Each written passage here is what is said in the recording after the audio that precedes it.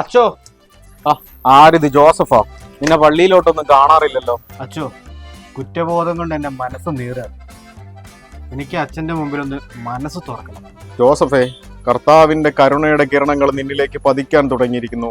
അതിന്റെ ഭാഗമായിട്ടാണ് നിനക്ക് കുറ്റബോധം തോന്നുന്നത്. അച്ചോ, ഞാൻ എന്റെ ഉള്ളും തുറന്നോട്ടെ. ജോസഫ്, നിന്റെ പ്രശ്നങ്ങൾ നീ പറ. അച്ചോ, എനിക്കൊരു ഭാര്യ കൂടാതെ ഒരു കാമുകി കൂടി ഉണ്ട് അച്ചോ. കർത്താവെ, സിസിലിയെ കൂടാതെ നിനക്ക് മറ്റൊരു ബന്ധമോ ജോസഫേ? ഏതായാലും നിനക്ക് കുറ്റബോധം തോന്നി തുടങ്ങിയില്ലേ, നല്ല കാര്യം.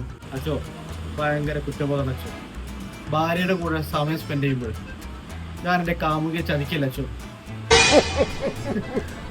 എന്റെ പൊന്നു ജോസഫ്, നീ ഇതൊന്ന് പിടിച്ചേ. കർത്താവേ, ഇനി പള്ളിയുടെ മുറ്റത്ത് കണ്ടാ നിന്റെ കാലിയാൻ പറ്റും.